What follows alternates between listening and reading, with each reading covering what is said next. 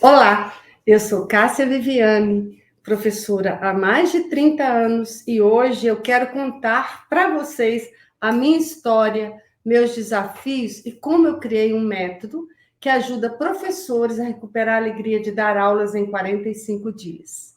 Se você é professor, sabe o quanto a educação tem se tornado difícil. Não é mais apenas sobre ensinar, é sobre sobreviver ao estresse diário e às cobranças constantes.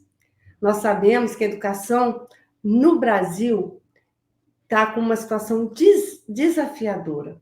Eu trago aqui o resultado de 3 pesquisas recentes que foram publicadas e ilustram bem a realidade dos professores em nosso país. Vamos lá. A primeira reportagem é sobre um artigo que foi publicado na Revista de Educação Pública, que fala que muitos professores da educação básica estão adoecendo emocionalmente. O artigo é intitulado, vocês estão vendo aí, O Adoecimento do Professor da Educação Básica no Brasil. Apontamentos da última década de pesquisa dos autores Kellen Braga do Nascimento e Carlos Eduardo Seixas. Esse artigo ele foi publicado em 22 de setembro de 2020. Ele traz o resultado de uma revisão da literatura científica dos últimos 10 anos sobre adoecimentos psicológicos entre professores da educação básica no Brasil. A depressão, a ansiedade foram identificadas como os principais problemas emocionais dos professores, seguidos por estresse e burnout. Outros sentimentos como tristeza, solidão, desânimo, desesperança e impotência também foram apontados como parte do sofrimento emocional dos docentes. Isso fala alguma coisa para você? Vamos continuar. A segunda pesquisa da nova escola do ensino Ame Sua Mente foi publicada em outubro de 2022 e trouxe mais um retrato do que está acontecendo com os profissionais da educação. A pesquisa ela revela que a saúde mental dos professores piorou em 2022. Dos 5.203, está mostrando aí, profissionais da educação pública e privada, entrevistados entre professores, coordenadores pedagógicos e diretores de escola, cerca de 34,6% disseram ter pensado se afastar do trabalho por questões de saúde mental. É muito sério, né, gente? E, finalmente, eu trago um artigo que trata especificamente do adoecimento de professores em universidades que coincide com essas doenças e corroboram o que foi encontrado pelas outras pesquisas. Mas o artigo este é intitulado Trabalho, Produtivismo e Adoecimento dos Docentes nas Universidades Públicas Brasileiras, de autoria de Amanda Silva Dias Oliveira, Maristela de Souza Pereira e Luana Mundim de Lima, da Universidade Federal de Uberlândia, Minas Gerais. Esse artigo foi publicado em dezembro de 2017. O artigo, ele evidencia como resultados principais a predominância, de formas de adoecimento, número 1, consideradas psicossomáticas, número 2, seguidas pelas patologias psíquicas, e número 3, os adoecimentos e sintomas físicos. Então, eu vou esclarecer para vocês. Como adoecimento psicossomático foi considerado? Foi encontrado, né? Alterações do sono, insônia, enxaqueca, alterações da pressão, alterações da glicose e taquicardia, tá ok? Então, isso aí foi o que foi encontrado. Já como processos de adoecimentos físicos e psicológicos foram encontrados. Estresse, crises gástricas, ansiedade, estados depressivos, crises hipertensivas, labirintite, gripes e resfriados constantes, resultantes da baixa imunidade, né? Diabetes, distúrbios hormonais, dentre outros. Pois é, gente, é muita doença, né? Faz sentido para você? Você já passou por alguma dessas doenças? Conhece colegas, né, que já passaram por isso também ou estão passando? Comente aí para mim, porque realmente é uma realidade bem triste, né? Então, como pode ser comprovado cientificamente, esta realidade indica que muitos professores estão desistindo, inclusive, de dar aula por causa desse sofrimento emocional. Mas, gente, eu sei que tem uma saída. Por quê? Porque, como eu disse antes para vocês, eu estou há mais de 30 anos na docência. Eu passei por muito desses problemas aí. E eu consegui superar. E é por isso que hoje eu venho contar para vocês a minha história, a minha experiência e como eu cheguei até aqui. Na verdade, eu sou um pouco como você. Eu só queria ser uma professora com alegria de dar aulas o tempo todo. Só que isso foi se transformando com o tempo, não é verdade? E aí eu conto para vocês o seguinte: eu cresci em Viçosa, Minas Gerais. Uma cidadezinha bem pequena, com uma universidade renomada, a Universidade Federal de Viçosa. E desde pequena eu tinha uma vontade imensa de ensinar. Eu venho de uma família humilde e quando criança eu convivia com colegas na escola que eram filhas de professores dessa universidade, né, famosa, e eu ia visitar essas meninas na casa delas para brincar lá na Vila Janete, que era onde os professores moravam naquela época, né? Quem é de Viçosa vai saber. E aí eu ficava me imaginando morando numa casa linda como aquela, né? Ganhando um bom salário e sendo reconhecida na cidade. Eu sonhava com isso, gente. Ah, como eu sonhava em ser professora. Eu também adorava brincar com as minhas amigas, né? As vizinhas e amigos da escola, e eu gostava de brincar de escolinha, mas eu sempre assumia o papel de professora. Por que será, né? Eu passava horas pensando no que eu ia ensinar para as meninas no dia seguinte. Isso aí era super divertido. E eu dava asas para a minha imaginação. Eu ficava pensando o que eu ia ensinar no dia seguinte e realmente eu dava asas aí para minha imaginação, né? E com o passar dos anos, a minha admiração pelos professores foi só aumentando, gente.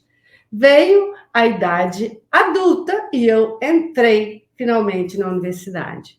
E o curioso é que nas rodadas de estudo com os meus colegas da universidade, eles sempre me pediam para explicar algum assunto difícil, porque eles diziam que eu conseguia resumir muito bem, que eu explicava muito bem. E eu pensava, eu acho que eu preciso mesmo ser professora. Bons tempos aqueles, viu? Realmente guardo com muito carinho. E então, seguindo a minha história, pouco tempo depois que eu me formei, eu comecei a trabalhar na Universidade Federal de Viçosa, né? Só que eu comecei a trabalhar lá como técnica. E eu gostava do que eu fazia, mas eu só pensava o seguinte: é por um tempo, porque o que eu mais quero é dar aula nessa universidade. Eu tinha aquilo fixo na minha cabeça, né? O desejo de me tornar uma professora não saía da minha cabeça. Após 9 anos trabalhando como técnica, eu finalmente consegui uma bolsa de estudos e fui fazer um doutorado em Barcelona. E lá fui eu, em busca de novos conhecimentos e querendo uma oportunidade para alcançar o meu objetivo, que era ser professora. Porque sem doutorado, era quase impossível para mim entrar como professora na universidade, né? E eu queria muito aquilo. Na verdade, gente, o que eu queria sempre era ter uma vida equilibrada, né? Na qual eu pudesse conciliar a minha paixão pela educação com a minha vida pessoal, mantendo sempre o brilho nos olhos e com muita vontade de entrar dentro de uma sala de aula, né? Meu maior desejo era impactar positivamente a vida das pessoas, especialmente dos meus alunos, né? E aqui vale dizer que eu tive ótimos professores e eles serviram de inspiração para a minha sonhada vida acadêmica, né? E assim o tempo foi passando, mas nem tudo somente é sonho, né, gente? A realidade é que ao longo do meu caminho eu enfrentei também grandes desafios, né? Começando com os 13 anos, quando eu perdi a minha querida mamãe. Isso me abalou profundamente, como vocês podem imaginar. E o que que eu fiz? Enfiei a cara nos livros, estudando, estudando, estudando. E aí eu fui seguindo à frente. Eu estudei em escola pública, escola privada. Eu me formei, né, em administração pela UFV. Eu fiz doutorado e pós-doutorado na Espanha. Vocês estão vendo aqui uma foto aqui por onde eu andei, né? As instituições que eu passei na minha vida, né? E com certeza, gente, foi uma vida de muitas idas e vindas pelo mundo. E olhem só, eu era apenas uma menina do interior de Minas Gerais, cheia de sonhos e projetos na minha cabeça, que estava indo para um novo desafio. Gente, mas eu mal falava espanhol. Eu fui fazer um doutorado na Espanha, na Universidade Politécnica de Catalunha. Eu fui sozinha com meu filho de 9 anos, gente. Vocês não podem imaginar. Eu cheguei lá sem conhecer ninguém. E para piorar um pouco mais a situação, eles falavam outra língua, diferente daquela que eu imaginava que era espanhol. Eles falavam catalão. Lembre-se, gente, que em 1994 ainda nós não tínhamos a facilidade da internet. E eu sabia muito pouco do que eu ia enfrentar pela frente. Não foi nada fácil. Foi uma vida de muitos desafios, mas também de muitas vitórias. Eu tenho que agradecer muito a Deus.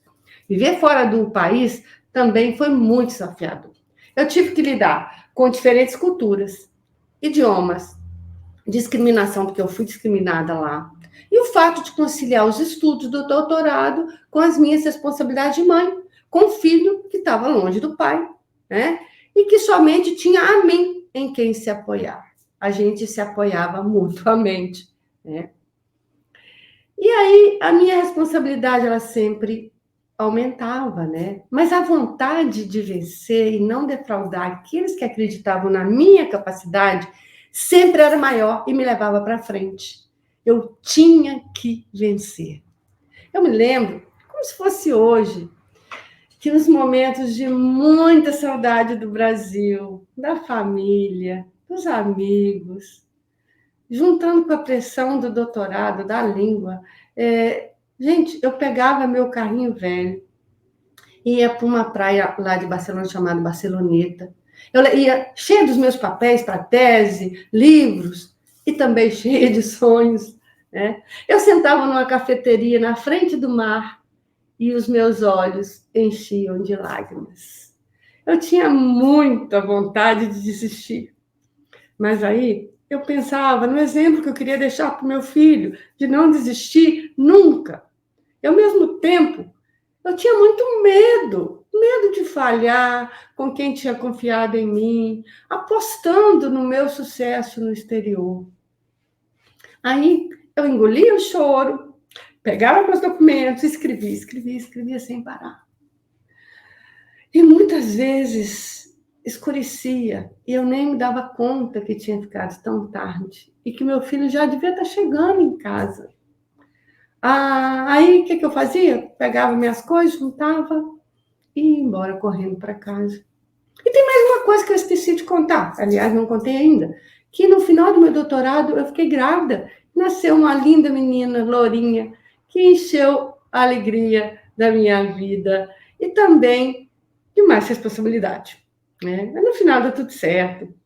Eu consegui defender a minha tese de doutorado e agora eu já tinha 2 filhos, eram a razão da minha vida, né? E anos depois, eu voltei para a Espanha, decidida que eu precisava fazer um pós-doutorado. O problema é que nessa época já tinha nascido meu terceiro filho, gente. E ele tinha apenas 3 meses quando eu fui aceita para fazer o pós-doutor numa instituição muito reconhecida lá na Europa, que é o IESE Business School, da Universidade de Navarra. Mas, gente, foi muito desafiador também. Deixar uma criança de 3 meses nas mãos de uma senhora colombiana, que eu conhecia muito pouco, a Oliva, que foi um anjo na minha vida, que cuidava do meu filho pequititinho e da minha filha de 2 anos e meio. Gente, eu saía de casa às 8 da manhã e voltava às 18 para casa. Fácil não foi, como vocês podem imaginar. Mas eu disse para vocês que minha vida sempre foi muito movimentada e sempre buscando novas coisas para aprender. Eu sempre fui muito dedicada, esforçada, estudiosa. Eu não era mais inteligente, mas com certeza eu era a que mais estudava. Eu passava horas estudando e sigo estudando até hoje, né? Eu me lembro muito de uma frase do meu querido pai que me dizia assim: Cássia, você não vai parar nunca de estudar, minha filha. Assim, você vai ficar louco um dia. Ai, Jesus, mal sabia ele que eu estive bem perto disso. Mas sobrevivi e estou aqui para contar para vocês. E até aqui eu contei para vocês, né, coisas da minha vida de estudante, de técnica educacional. E agora eu vou contar a parte que vem da minha experiência como docente. Então, eu comecei a minha carreira de docente como professora. Eu era muito jovem, né? E a emoção foi indescritível, gente. Eu comecei dando aula para crianças em escola pública, né? E foi muito desafiador. Eu me lembro, como se fosse hoje, da minha primeira aula. Eu entrei em sala de aula, mistura de nervosismo, excitação. E depois que passou aquilo ali, me veio uma emoção muito grande. Eu me lembro de dizer para mim mesma: meu Deus, é isso mesmo que eu quero fazer pro resto da minha vida. Pois é, aquele foi um momento mágico. Eu imagino que vocês também devem lembrar disso aí. No entanto, a realidade logo me atingiu, gente, com as dificuldades de lidar com a sala cheia de crianças e eu não conseguia dominar aquela meninada pela falta de experiência e a cobrança de coordenadora, de gestores. Era realmente desafiador. Mas então, me conta aí, como que foi para vocês? Você se lembra da primeira vez que vocês entraram dentro da sala de aula? Aquela sensação que dá, aquela mistura de medo, alegria. Saibam que é esse brilho dos olhos que eu estou aqui para ajudar vocês a recuperar. Porque eu vou contar para vocês agora qual foi a minha escalada na minha carreira como professora. Porque depois de dar aulas para as crianças, eu acabei dando aula para diferentes faixas etárias. Eu fui me aprimorando a cada dia. Eu dei aula em faculdade privada, que era bem diferente das aulas para as crianças e adolescentes, né? E aí eu me capacitei, eu estudei, eu fui para fora do país, como eu já falei, para estudar, eu voltei para o Brasil e eu decidi que iria fazer concurso para professor em uma universidade federal, porque eu ainda achava que era o próximo nível que eu precisava atingir, que era na universidade que eu ia encontrar o prazer de dar aula. Então, em 2004, eu fui aprovada num concurso para professor da Universidade Federal de Juiz de Fora, na Faculdade de Administração e Ciências Contábeis, e é onde eu permaneço até os dias de hoje. Aqui eu tenho a oportunidade de trabalhar com pessoas maravilhosas, atuando em disciplinas e projetos na minha área, que é a área de inovação, e também desenvolver atividades administrativas como coordenadora de curso em 2 mandatos, foram 6 anos, e também como chefe de departamento também em 2 mandatos, mais 4 anos, né? Então, 10 anos na área administrativa. E a minha experiência internacional como professora ocorreu na Universidade Carlos III, em Madrid, no departamento de engenharia mecânica, ensinando gestão empresarial. Ali, os desafios foram diferentes, gente, porque tratava-se de alunos, né, de outro país, com outra língua, outra cultura e outra forma de lidar com o ensino. Por exemplo, lá eles não cobravam a presença dos alunos. Eles podiam se matricular numa disciplina e simplesmente voltar lá no dia da prova. E se eles fossem aprovados, ok, não tinha nenhum problema. O engraçado é que as minhas classes estavam sempre cheias, né? E eu acho que eles, na realidade, eles se divertiam com a professora brasileira deles, né? Tinha até alguns professores, foi engraçado, porque eles iam me perguntar o que eu fazia para manter os alunos na sala. Eu respondia assim, eu apenas sou eu mesmo. E aí eles caíram na risada. Enfim, gente, eu tenho que confessar para vocês que durante muitos anos eu fui feliz em sala de aula, até que as coisas começaram a mudar. As coisas mudam, né, gente? E aí, como disse antes, no início, eu estava sempre motivada, mas aos poucos isso foi mudando. E o excesso de responsabilidades me levou a momentos de estresse intenso, tá? As exigências da profissão foram consumindo a minha energia. E eu comecei a perceber que ser professora não era apenas sobre compartilhar conhecimento.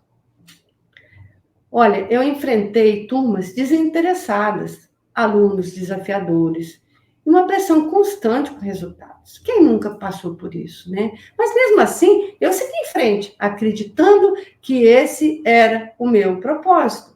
Ok. Nesses mais de 30 anos, eu tive muitos desafios na sala de aula. Trabalhei muito para engajar os meus alunos, mas nem sempre o retorno era positivo. Eu me lembro, gente, de um dia, um episódio que eu tinha me preparado muito para dar uma aula, que eu queria que fosse maravilhosa para os meus alunos, mas os alunos não prestavam atenção no que eu estava falando, gente. Uns olhavam para o infinito, outros olhavam para o celular, outros nem prestavam atenção no que eu estava falando e ficavam conversando com o colega do lado. Gente, aquilo me irritou tremendamente, aquilo me irritou tanto, mas ao mesmo tempo minou a minha autoestima, sabe por quê? Porque eu pensava que aquilo ali era culpa minha. Eu pensava que o que eu estava falando não estava interessando ninguém e que não era importante para eles. Naquele momento, eu me senti desvalorizada e desrespeitada pelos alunos. Eu fui para casa muito triste esse dia, gente. Triste e desanimada. Mas, enfim, qual é o professor que nunca passou por uma situação como essa, não é? Além disso, muitas reuniões, né, gente? E atividades administrativas, que eram desgastantes. E nem sempre a gente é reconhecido pelos colegas, pelos gestores, mas eu sempre me dedicava e dava o meu melhor, né? Como coordenadora de curso, eu enfrentei desafios de todo tipo, até lidar com um aluno que um dia chegou para mim, na minha sala, me pedindo ajuda para intervir junto a um professor, dizendo que ele não podia fazer a prova naquele dia, porque ele tinha tentado se matar. Gente, esse menino, ele estava com uma marca terrível aqui no pescoço. Ele me falou que ele tinha vergonha de falar com o professor. Gente, vocês imaginam, eu como mãe, como eu fiquei com aquilo ali? As minhas pernas, gente, começaram a tremer, não parava. E eu tive que controlar as minhas próprias emoções para ajudar aquele aluno. Esse fato marcou, ficou gravado na minha vida, sabe? E situações diferentes como essas, de diferentes graus de intensidade, passam na vida de nós professores. Porque nós não só somos transmissores de conhecimento, mas muitas vezes a gente atua como psicólogo, como conselheiro, né? E muitas vezes como mãe, porque a gente quer acolher aquele aluno, a gente quer dar uma formação integral para ele. E assim, ao longo dos anos, gente, eu fui me acumulando de responsabilidades, né? Eu trabalhava o dia inteiro, quando chegava em casa, ainda tinha pilhas de atividades para corrigir, provas, trabalho, orientação de TCC, orientação de aluno, elaboração de projeto, que nem sempre era aprovado, né? Nem sempre era bem recebido. Enfim, coisas que vão te minando, né? E tirando a sua vontade de resistir. Você me entende? Esse excesso de trabalho começou a afetar a minha saúde. Eu estava exausta, física e mentalmente. Conciliar a minha vida profissional e pessoal também nunca foi fácil. Nos primeiros anos, em Juiz de Fora, como professora, né? Eu tinha os meus filhos morando comigo. Muitas vezes eu sentia que estava deixando eles de lado para me dedicar ao trabalho. E que cada dia se acumulava mais. Eu lembro, gente, que eu me culpava muito. Eu achava que eu não conseguia organizar bem o meu tempo. E com isso, os meus filhos estavam crescendo sem a atenção que eles tanto mereciam e precisavam. O pai deles morava lá na Espanha. Alguém aqui já teve essa sensação, gente? De não estar cumprindo com o dever de mãe, de estar negligenciando os filhos? É terrível, não é? E com o passar dos anos, os meus filhos foram crescendo, criaram asas e voaram, né? Foram buscando os seus caminhos. Hoje eles moram em diferentes lugares do mundo, né? E vocês podem imaginar como é que fica o coração dessa mãe com os filhos longe. É muito difícil ter os três juntos para mim, né? E quando isso acontece, eu me sinto a pessoa mais feliz do mundo. Mas, enfim, gente, isso foi um fator a mais, um gatilho a mais para mim, né? Com os meus filhos longe de casa, a síndrome do ninho vazio me sufocava ainda mais. Eu sentia que estava lutando sozinha, mas não podia parar de trabalhar, gente, porque eu sabia das minhas responsabilidades. E nesse período, a ajuda e carinho de amigos mais próximos e dos familiares me deram o apoio, porque sem isso eu teria realmente surtado de vez. Na realidade, eu comprovei na minha carne que o lado emocional, ele conta muito quando você tem desafios profissionais para lidar no dia a dia. A perda de motivação chegou a um ponto onde eu não sentia mais a mesma alegria ao ensinar. Eu estava me tornando uma professora cansada e sobrecarregada. E aí eu comecei a perceber que o meu corpo e a minha mente estavam pagando um preço alto por isso. E com o tempo, eu comecei a sentir os efeitos físicos desse estresse.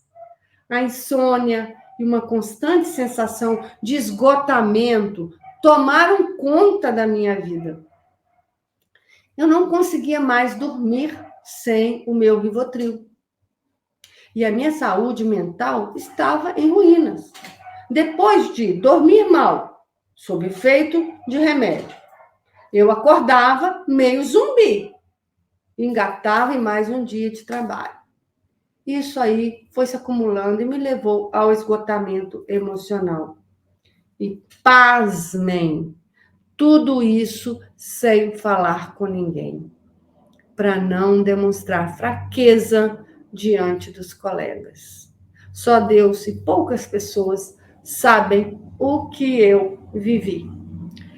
E eu me perguntava, como que eu cheguei a esse ponto? Onde foi que eu perdi a alegria de ensinar? A motivação que me guiava. Eu tomava remédios para conseguir lidar com a pressão, mas percebi que essa não era a solução. Eu estava cada dia pior, estressada, sem dormir. E eu acordava sempre cansada. irritada o tempo todo e disfarçando para que as pessoas não notassem, para não se preocupar comigo. O período, viu? O período desafiador. E, ao mesmo tempo, eu via que eu não era a única vivendo momentos difíceis, porque muitos dos meus colegas, professores, estavam também adoecendo. Adoecendo emocionalmente também, né? Sem encontrar uma saída para o ciclo de cansaço e falta de motivação. Conta aí para mim, você se sentiu assim algum dia? Como se o peso do mundo tivesse sobre os seus ombros e ninguém tivesse lá para te ajudar? Pois é, eu me lembro que um dia eu estava dando aula e de repente eu não me lembrava do que estava escrito no PowerPoint, gente. Não lembrava do que eu estava falando. Eu olhei para o PowerPoint e não conseguia definitivamente entender nada do que estava escrito ali. Deu um branco total. E a vontade que eu tive foi de sentar e chorar. Eu pensei, esse é o meu fim. Eu precisava fazer algo, mas o que eu podia fazer? A sorte minha foi que, ao ter experiência, eu pensei, vou terminar a aula. Aí, o que eu fiz? Eu falei com os alunos, gente, eu vou terminar essa aula, porque eu estou vendo que vocês estão muito cansados, eu também estou cansada, vamos embora para casa e a gente continua esse tema na próxima aula, tá ok? E aí é o seguinte, foi muita sorte minha, porque quando eu olhei no relógio, estava quase na hora de terminar a aula. Enfim, gente, foi traumático isso para mim. Os alunos, eles ficaram contentes, né? Mas eu fui para casa arrasada e muito preocupada. Pensei que eu tinha enlouquecido de vez. E foi nesse momento que eu percebi que não dava mais para continuar assim. Eu simplesmente não aguentava mais. Eu precisava de uma solução, algo que me trouxesse de volta à vida, tanto no âmbito pessoal quanto profissional. E foi aí que eu comecei a procurar soluções alternativas. Porque, como muitos professores, eu, na minha vida toda, eu me dediquei inteiramente ao lado técnico, acreditando que apenas conhecimento era suficiente para ter sucesso na minha carreira. Eu achava que essa história aí de desenvolvimento pessoal, isso aí era bobagem, era balela. Mas depois de tantos anos me sentindo sobrecarregada e chegando sempre atrasada nos lugares, com tanta coisa para fazer, sem equilíbrio, com a saúde mental deteriorada, comprometida e a vida pessoal em pedaços, com 2 casamentos já encerrados, gente. Imagina. Então eu percebi que realmente faltava alguma peça nesse jogo, né? Eu precisava encontrar um equilíbrio entre as diversas áreas da minha vida. Eu sabia que precisava mudar. E foi aí que, há 5 anos atrás, eu comecei a buscar terapias e soluções que me ajudassem a reencontrar o meu equilíbrio, reencontrar quem eu realmente era um dia. Né? E eu tentei várias abordagens, eu estou mostrando aí algumas terapias que eu fiz, alguns treinamentos, então foram várias abordagens, mas separada nenhuma funcionava plenamente. E como boa pesquisadora que eu sou, eu fui estudando, lendo sobre o assunto, fazendo um curso aqui, estou mostrando aí treinamento ali, mentoria, tentando encontrar um caminho para o equilíbrio que fizesse sentido para mim. E aí eu mostro aqui já uma foto aí com alguns treinamentos e cursos que eu fiz e que me levaram a entender que o autoconhecimento e o equilíbrio entre o corpo, a mente e a alma eram fundamentais para retomar a minha saúde mental. Cada passo nesse caminho me mostrou que não era apenas sobre melhorar na carreira, mas sobre melhorar como ser humano. E tudo que eu aprendi, eu apliquei primeiro em mim. Olha, eu sou pesquisadora, não posso me arriscar. Eu comecei a aplicar as técnicas em mim mesma e percebi que estava funcionando, que estava melhorando, que eu estava melhorando a cada dia, né? Que eu estava recuperando a minha energia. E pouco a pouco eu comecei a sentir o alívio que eu estava tanto procurando, né? Pela primeira vez, eu sentia que estava começando a recuperar o controle sobre a minha vida. Aos poucos, eu fui percebendo que ser uma professora plena requisitava que eu cuidasse primeiro de mim, em todas as áreas, não apenas como a profissional, mas também como pessoa. Eu deixei de tomar remédio para dormir, né? E minha energia foi sendo resgatada aos poucos. Eu recuperei a alegria de ir para a sala de aula e, ao mesmo tempo, a motivação que eu tinha perdido nos últimos anos. Enfim, eu descobri que para ser professor pleno e feliz não basta dominar conteúdo técnico. É fundamental cuidar de si de forma integral. Só que eu tinha um desafio e eu me perguntava: será que isso que aconteceu comigo só acontece comigo? Será que eu consigo ajudar outras pessoas? Eu precisava validar o que eu tinha aprendido, experimentado, né? E aí eu comecei a ajudar outras pessoas, outros amigos, e eu vi que deu certo com eles. Eu pensei, meu Deus, que coisa boa!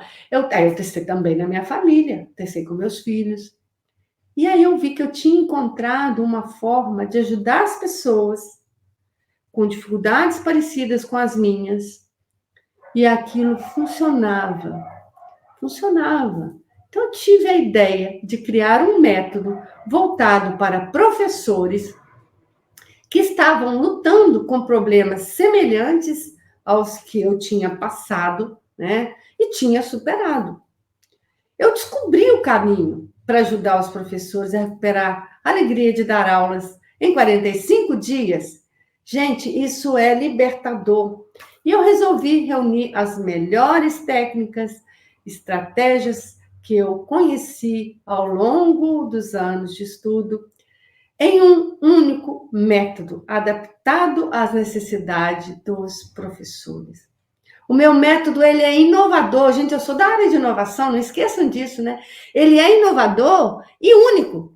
E não é porque eu criei ele inteiramente, né? Mas sim porque ele reúne o melhor de várias abordagens de cura rápida, integrando terapias energéticas e métodos de autocura que proporcionam um alívio imediato e resultados eficazes.